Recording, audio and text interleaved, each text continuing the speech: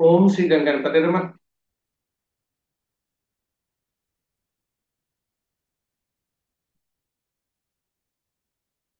श्री गणेश की वंदना कर। दिन के स्वामी श्री गणेश बुद्धदेव और मां शारदे की आराधना कर। इष्ट देव का ध्यान धर। गुरुजनों को नमन कर। अभिनंदन करते हैं आपका वरुण स्टो द्वारा प्रस्तुत आज के पंचांग में।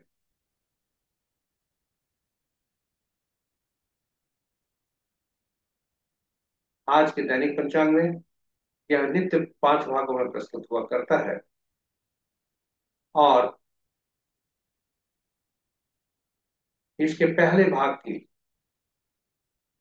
लघु प्रस्तुति अलग से हम प्रस्तुत करते आए हैं, जो आपके सुझाव के अनुरूप है।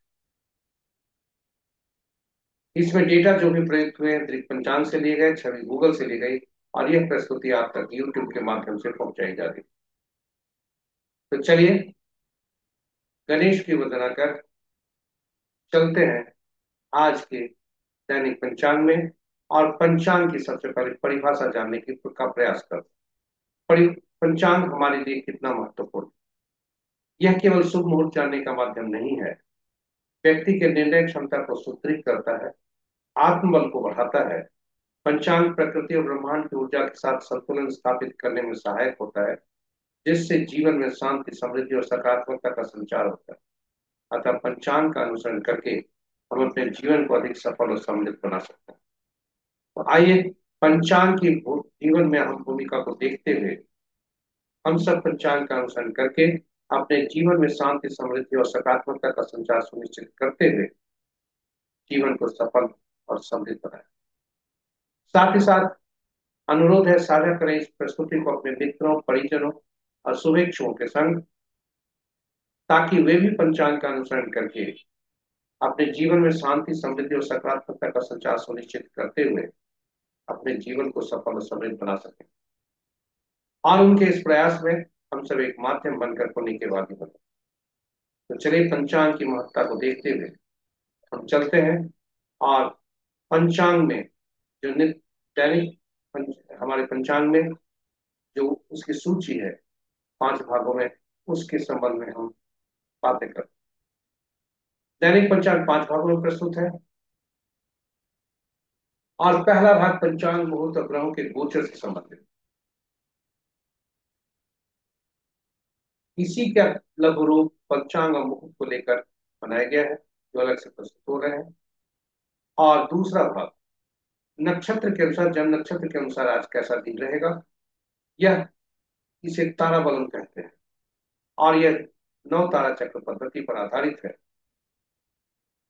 नौ तारा चक्र पद्धति जीवन के जातक के जीवन के पूरे जीवन काल के लिए उपयोगी है और तारा बलम आज के, क्योंकि तारा बलन को हम चंद्र के अनुसार देखते हैं और नौ तारा चक्र पद्धति से हम पूरे जीवन चक्र के बारे में जानते हैं।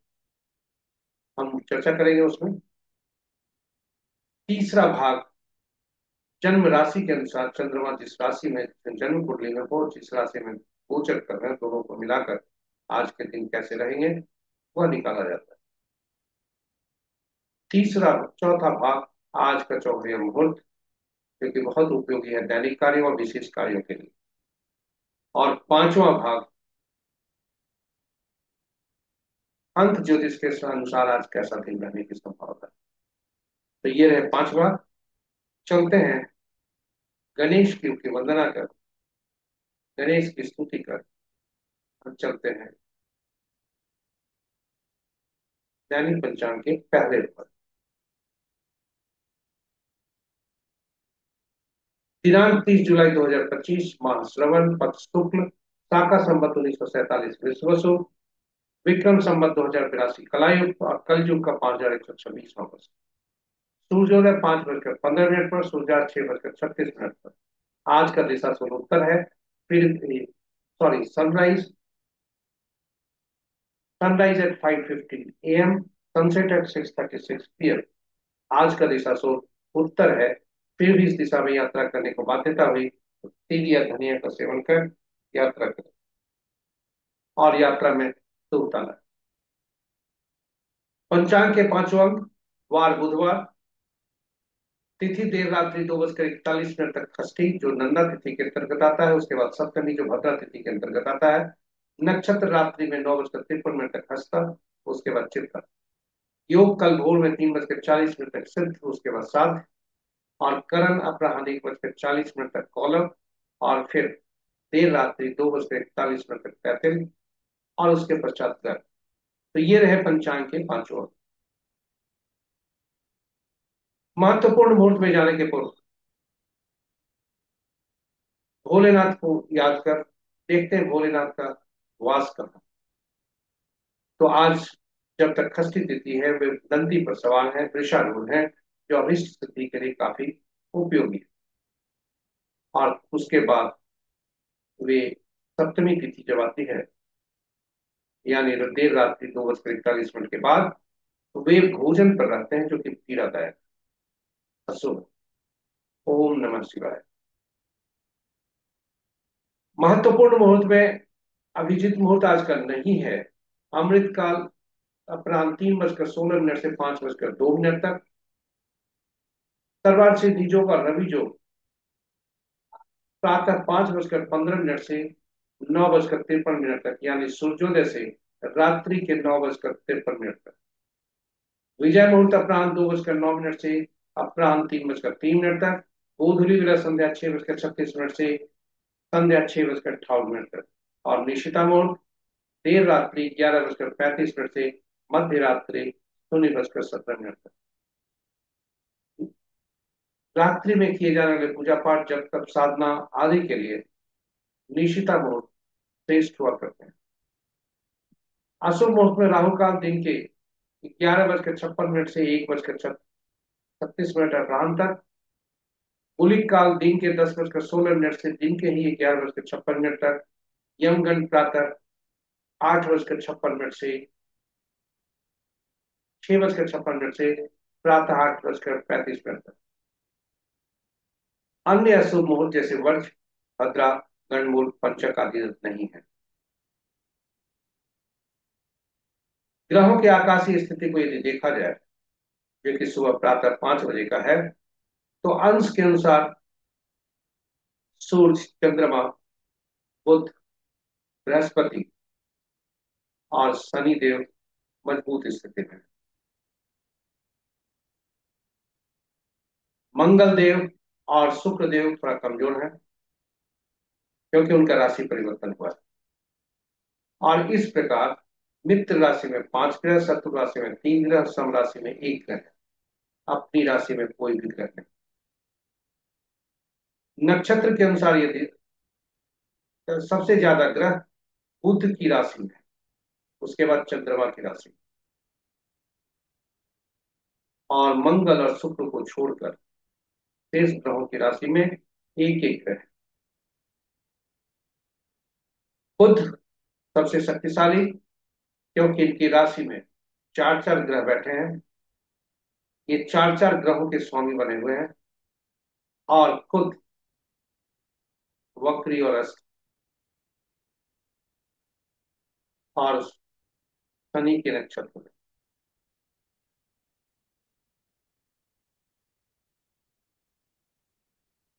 बुध और चंद्रमा का आज राशि परिवर्तन भी है, क्योंकि बुध देव कर्क राशि में गोचर कर रहे हैं, जो कि चंद्र जिसके स्वामी चंद्रमा बनते हैं। चंद्रमा बुध देव की राशि में है, कन्या।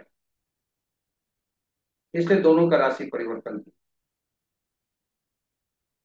नक्षत्र के अनुसार यदि हम देखें, तो नक्षत्र बृहस्पति और राहु का आपस में नक्षत्र परिवर्तन है, क्योंकि बृहस्पति राहु के नक्षत्र में और राहु बृहस्पति के नक्षत्र।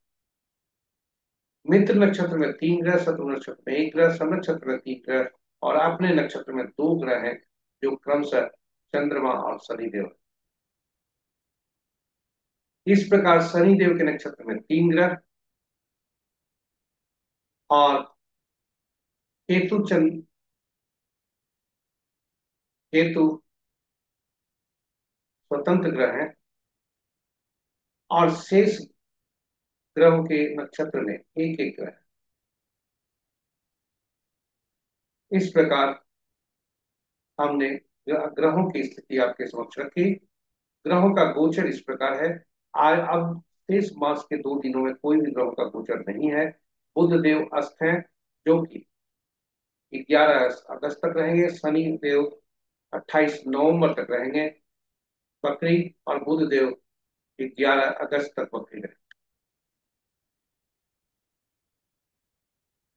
तो ये रहे हमारे पहले भाग की प्रस्तुति। आपको दूसरे भाग में ले चलते हैं, जो नौ जो नक्षत्रों के अनुसार आज कैसा दिन रहने की संभावना है। ये हम चंद्रमा के परिप्रेक्ष्य में देखते हैं। तारा बलम जिसे कहा जाता है, तारा बलम के बगल में जो कॉल रो है, यानी ऊपरी पहला रो, यह चंद्रमा के गोचर से संबंधित कहता है। कॉलम में अलग अलग गोचर, अलग अलग नक्षत्रों के गोचर आप खुद ये दिख रहे हैं। हम अश्विनी, माघा, मूला, भरणी, पूर्वा आदि से लेकर के अश्लेषा, ज्येष्ठा, श्रेष्ठी तक। और नीचे जन्म नक्षत्र में चंद्रमा कहाँ पर है, किस नक्षत्र में है, उस वो है। और दोनों का मिलान कर हम यह देखने का कोशिश करते हैं कि चंद्रमा का फल कैसा हो। यह ताराबलम पद्धति पर है, और ताराबलम पद्धति नव तारा चक्र पद्धति पर आधारित है। ताराबलम आज के दिन के लिए है। आज का शुभ मुहूर्त के संबंध में भी है कि आज कैसा दिन है। और जब दिन खराब है तो शुभ मुहूर्त मुहूर्त भी खराब होंगे, मुहूर्त भी खराब होंगे। लेकिन नव तारा चक्र पद्धति पूरे जीवन के बारे में बताता है।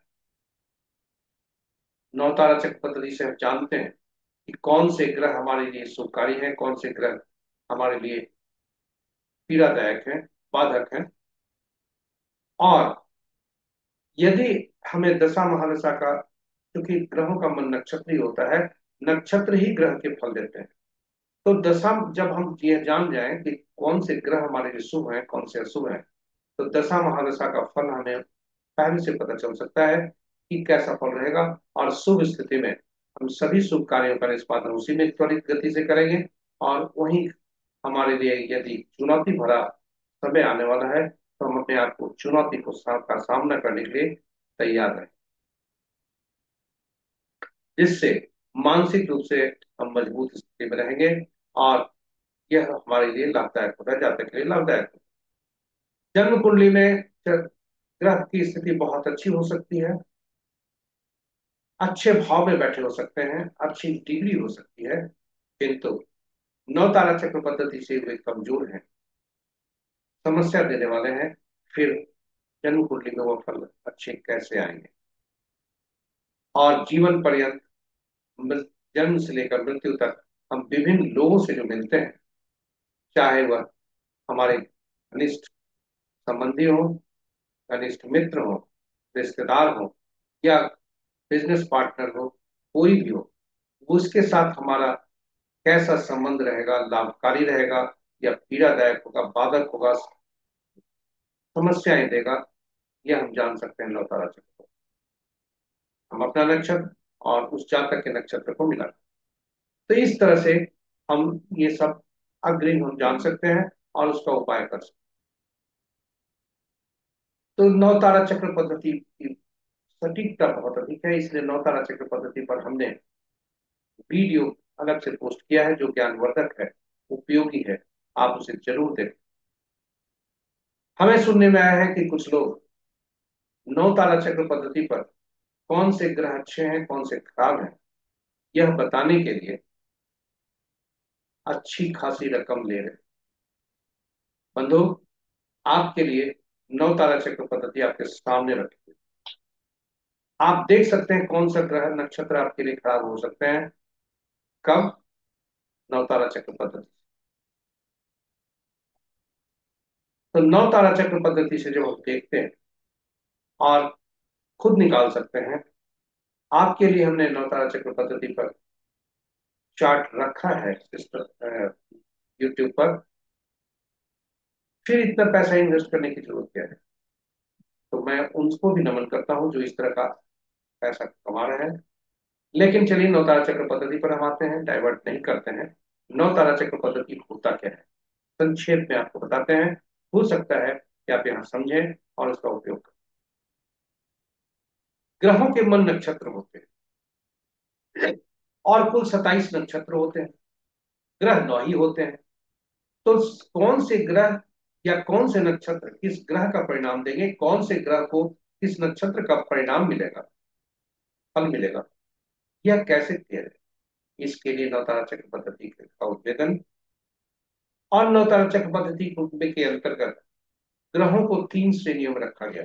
नक्षत्रों को, सॉरी, नक्षत्रों को 3 श्रेणियों में रखा गया। पहला से 9वां नक्षत्र तक एक श्रेणी में, 10वां से 18वां तक दूसरे श्रेणी में, और 19वां से 27वां तक तीसरे श्रेणी में।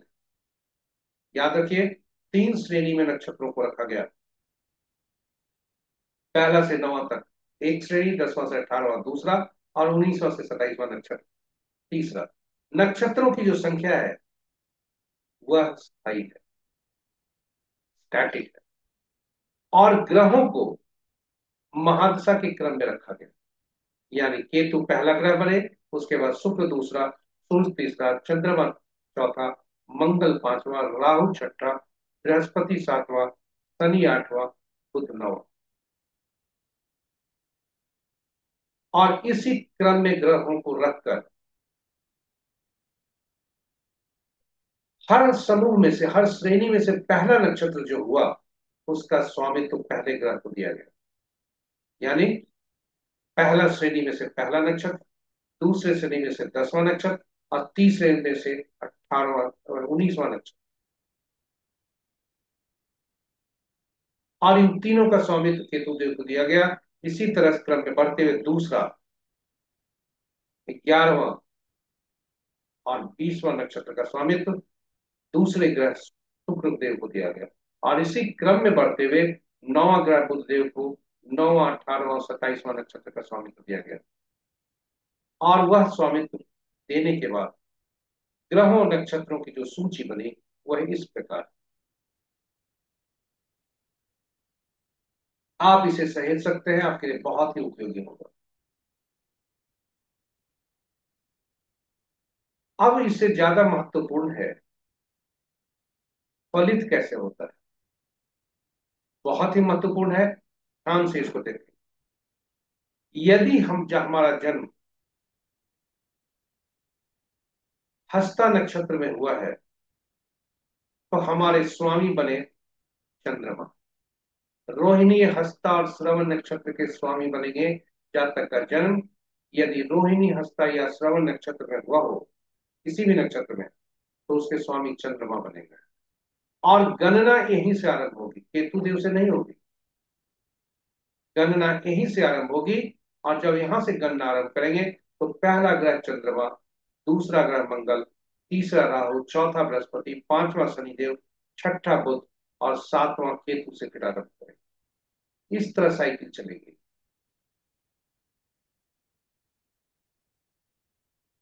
तो अगर चंद्रमा के नक्षत्र में मेरा जन्म हुआ है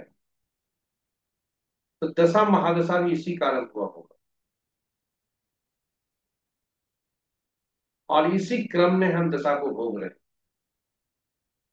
अब कौन सी दशा शुभकारी है, कौन सी अशुभकारी, यह जानने का प्रयास करते हैं। तो पहला ग्रह चंद्रमा होता है, यहां से गणना आरंभ करते हैं। यहां से जो पहला ग्रह जो होता है वह शुभकारी नहीं होता, मिश्रित फल देता है। क्योंकि मां के गर्भ में बच्चा सबसे ज्यादा आराम से रहता है, परेशानी कम होती है। और बच्चा मां के गर्भ से बाहर निकलते ही रोने लगता है, कष्ट में रहता है। वहीं से जीवन का उसका जो उसकी पीड़ा है आरंभ होती है। और इसलिए यह मिश्रित फल देता है। इसलिए हम ज्योतिषी मानकर चलते हैं कि यह पीड़ादायक है। तो पहला ग्रह मिश्रित फल देता है। वहां से दूसरा, चौथा, छठा, आठवां, नौवां ग्रह जो बनता है, पुनः बताता हूं, दूसरा, चौथा, छठा, आठवां और नौवां ग्रह जो बनते हैं वह शुभ फलदायक होते हैं। तो अगर हम चंद्रमा से ही गिनती करें तो दूसरा ग्रह बने राहु, चौथा शनि, छठा केतु, आठवां शुक्र, सॉरी, पहला ग्रह चंद्रमा, दूसरा ग्रह मंगल, चौथा ग्रह बृहस्पति, छठा ग्रह बुध, आठवां ग्रह शुक्र और नौवां ग्रह सूर्य। ये सभी शुभ फलदायी होते हैं। बचे ग्रह यानी पहला, तीसरा, पांचवा और सातवां, यानी इस चंद्रमा के नक्षत्र में जन्मे जातक के लिए राहु, शनि, केतु। तीसरा ग्रह बने राहु, पांचवा ग्रह बने सती शनि और सातवां ग्रह बने केतु। ये पीड़ादायक होते हैं, अति पीड़ादायक होते हैं। और यह सूची आपके सामने। पहला ग्रह जन्म ग्रह हुआ, दूसरा ग्रह संपत्ति हुआ, तीसरा विपत, पांचवा प्रत्यरि, सातवां नैदन्य, चौथा क्षेम, छठा साधक, आठवां मित्र, नौवां अतिमित्र। और शुभ और अशुभ की स्थिति आपके समक्ष। अशुभ परिणाम की जो मात्रा होती है, जैसे जैसे ग्रहों की संख्या बढ़ती है, अशुभ और शुभ दोनों में जैसे जैसे ग्रहों की संख्या बढ़ती है, क्रम बढ़ता है, वैसे वैसे वह मात्रा बढ़ती है। तो अब बता दें कि पहला ग्रह थोड़ा कम पीड़ा दे सकता है, तीसरा ज्यादा देता है, पांचवा उससे ज्यादा और सातवां असह्य पीड़ा।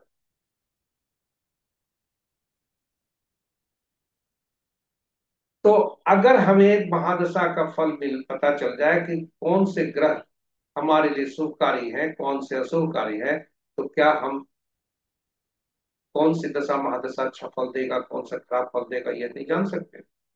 जान सकते। हम फिर पिछले स्लाइड में आपको ले चलते हैं। यहाँ पर चंद्रमा के नक्षत्र में जन्म जातक है, तीसरा ग्रह राहु बनते हैं, राहु की महादशा जातक के लिए परेशानी का कारण बनेगा। शनि की महादशा अंतर्दशा पीड़ादायक होगी और केतु देव की जो दशा अंतर्दशा होगी बहुत ज्यादा पीड़ा देगी।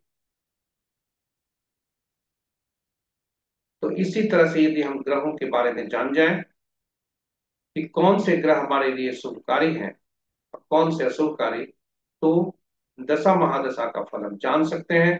जन्म कुंडली में कितने भी अच्छे भाव में बैठे हुए ग्रह, हम उनका परिणाम जान सकते हैं। और इसी पद्धति से ग्रहों का नक्षत्र हमें पता है, तो फिर कौन से जातक हमारे लिए शुभकारी होंगे, कौन से अशुभकारी होंगे, यह भी जान सकते हैं। जैसे पुनः आपको पिछले भाग में हम ले चलते हैं। यदि जातक का जन्म चंद्रमा के नक्षत्र में हुआ है,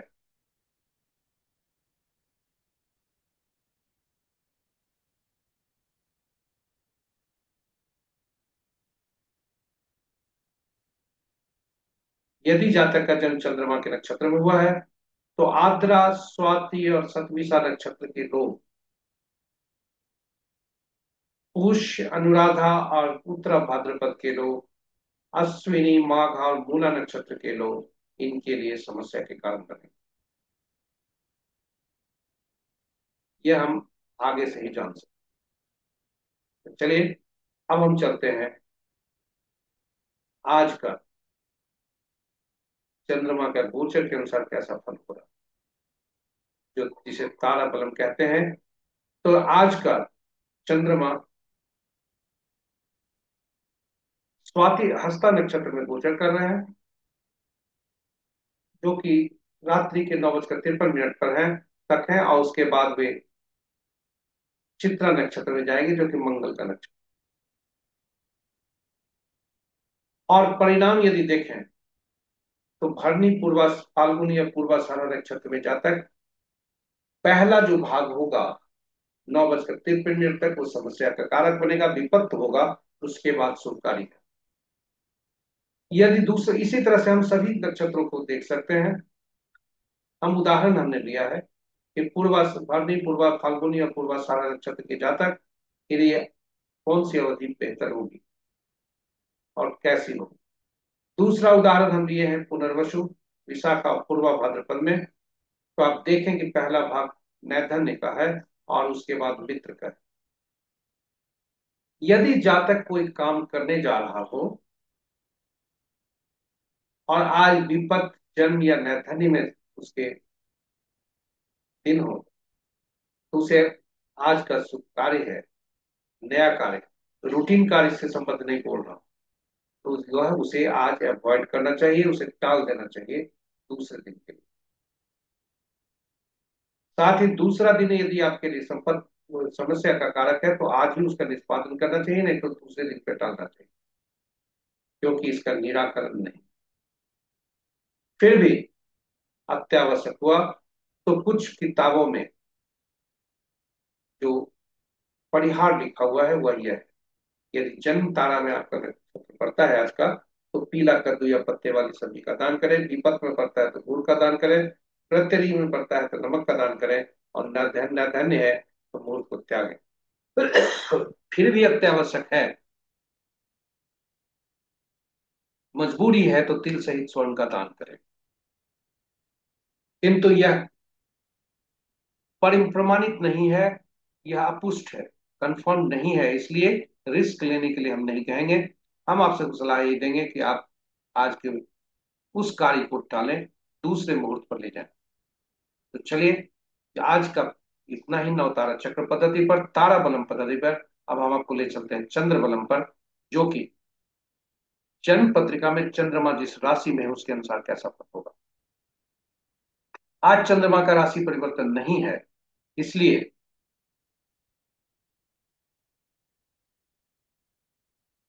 इसलिए मेष राशि में जातक, मेष, कर्क, कन्या, वृश्चिक, धनु और मीन राशि में जन्मे जातक के लिए दिन उत्तम होने के संकेत है। वृषभ, कर्क और मकर राशि के जातक से आग्रह है कि वे देव का ध्यान धरें, और शेष राशि वाले पर सावधान रहें। उत्तम जिनके वो हैं उनके लिए तो दिन उत्तम है, शेष सभी राशि वालों के लिए यही है कि वे सावधान रहें आज के दिन में, खास करके वाहन चलाते समय, अग्नि से काम करते समय, वाद विवाद में से दूर रहें, आदि आदि। तो ये रहे आज के चंद्रमा की स्थिति। और चंद्रमा चूंकि मंगल के साथ है, अग्नि देव के साथ है, अग्नि की राशि के साथ है, इसलिए जो अग्नि की राशि खासकर,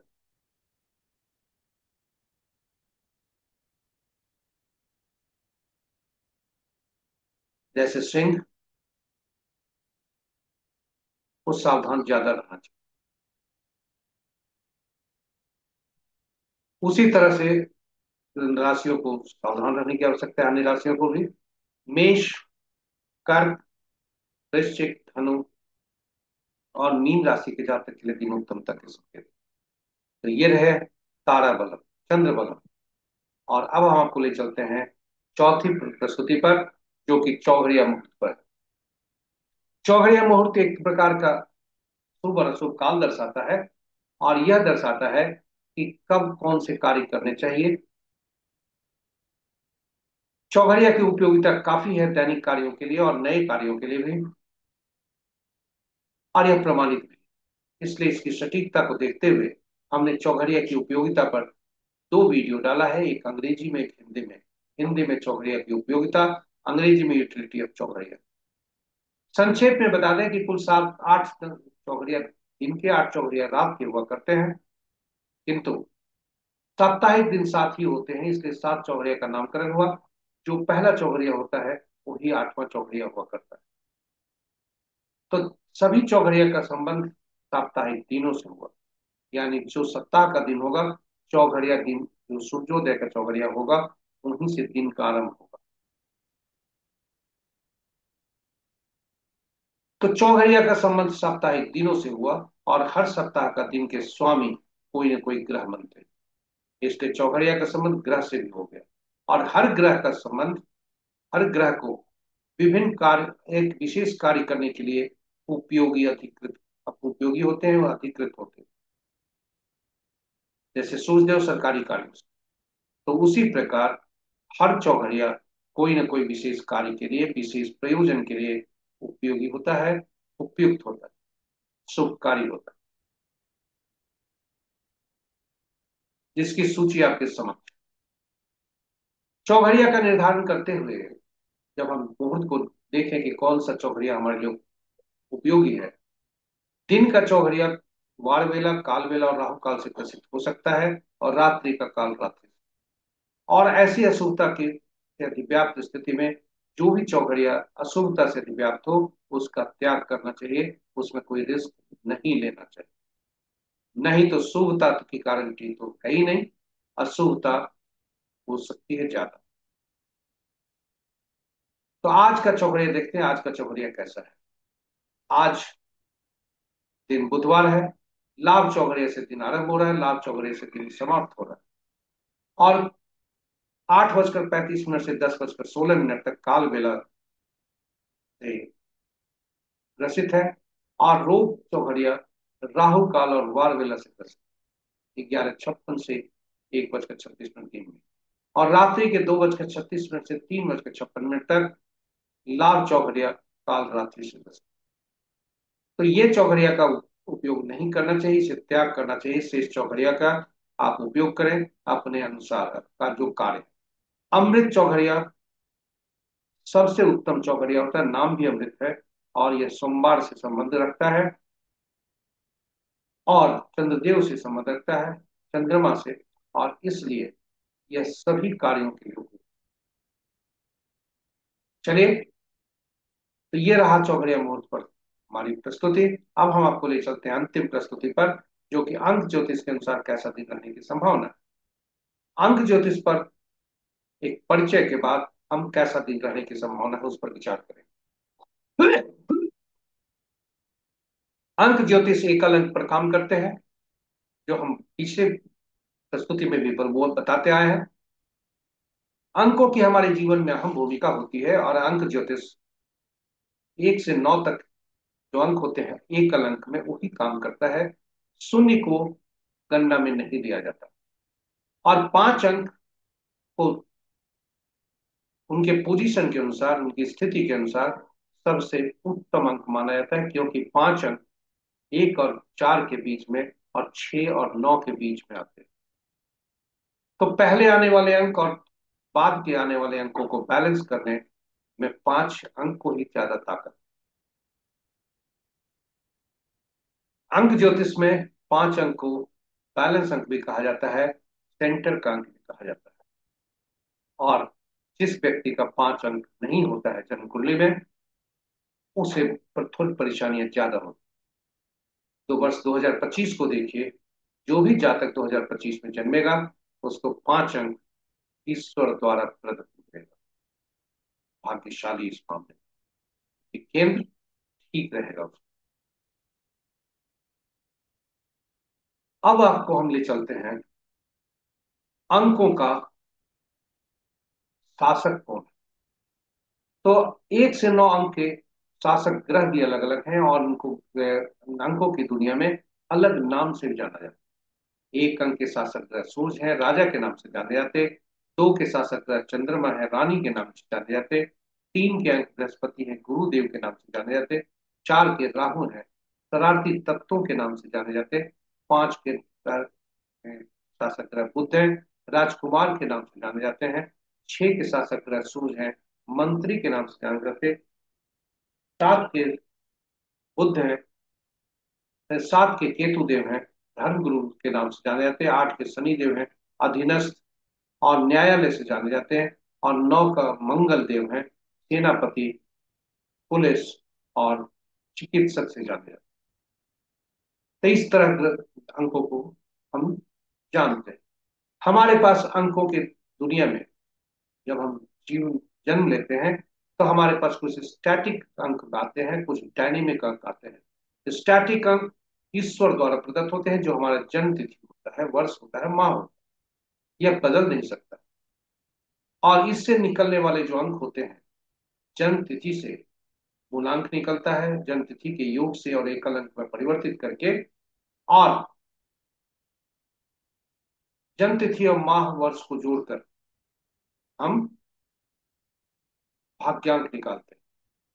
तो मूलांक इसको ड्राइवर भी कहा जाता है, और भाग्यांक को कंडक्टर भी कहा जाता है।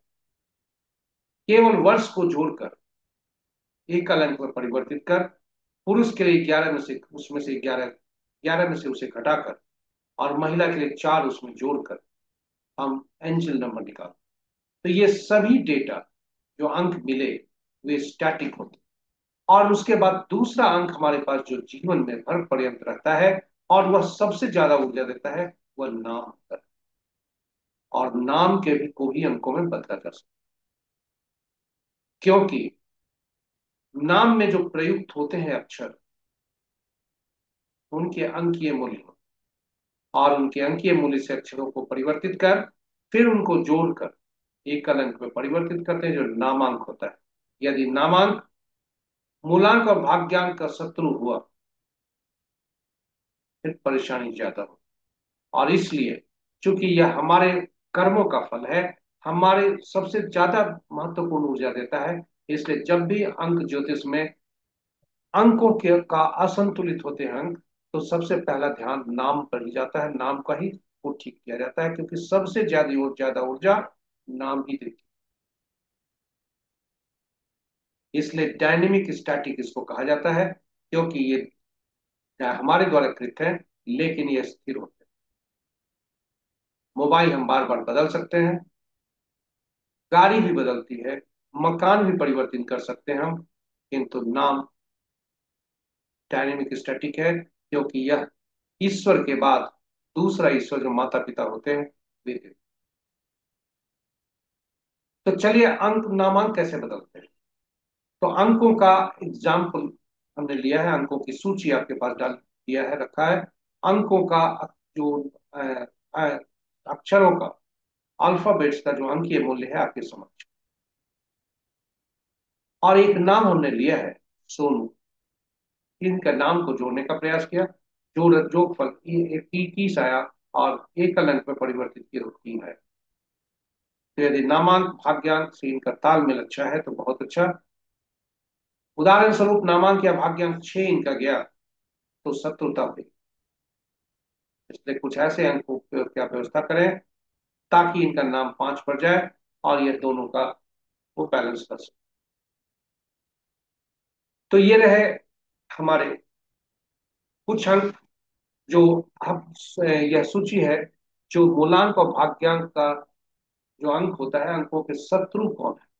यदि हम शत्रु को जान लें तो फिर शेष अंक जो बचेंगे वो या तो मित्र रहेंगे या सम रहेंगे, नुकसान तो कम से कम नहीं करेंगे।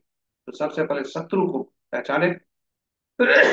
एक अंक वाले का शत्रु अंक 8 है, 2 का 4 6 8 9 है, 3 का 6 है, 4 का 8 9 4 2 है, 6 का 3 9 है, 7 का 7 9 3 है, 8 का 1 2 9 4 8 है, और 9 का 6 4 2 8 9।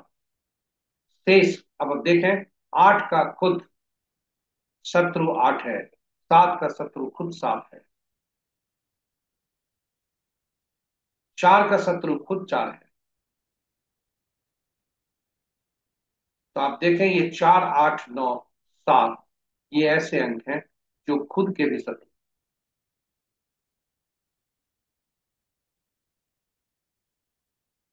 तो अगर 8 मूलांक होता है तो आप यह निश्चित करें कि 8 मूलांक या भाग्यांक हो, तो 8 पर आपका नामांकन ना, एक पर भी नहीं। तो इस तरह से हम नामांक को निश्चित कर अपने अंकों को संतुलित करते हैं। अब हम आपको ले चलते हैं आज के दिन की शुरू तक।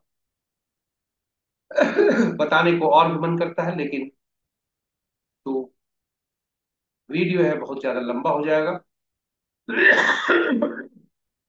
कुछ हल्का सा ज्यादा हमने अंग्रेजी की जो प्रस्तुति की है उसमें हम रखें, आप उसे देखें और उससे फायदा उठाएं। तो चलिए आज का जो अंक जो ये है, आज का तिथि है 30/7/2025।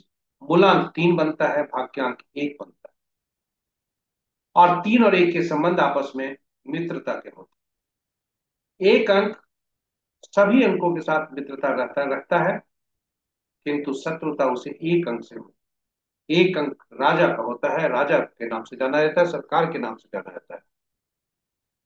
और 8 अंक अधीनस्थ या हमसे नीच तबके के लोग और न्यायालय से ज्यादा है। आप खुद बताएं, सरकार और न्यायालय में ठंडी रहती है या नहीं? तो ये एक दूसरे के शत्रु हैं। और इसलिए आज के दिन केवल 8 तारीख को जन्मे जातक, 8, 17, 26 तारीख को जन्मे जातक जिनका 8 पूर्णांक है, वे थोड़ा सावधान रहे। एक का 9 के साथ अति मित्रता का संबंध है, किंतु फल कम मिलते हैं, क्योंकि राजा हमेशा सावधान रहता है सेनापति।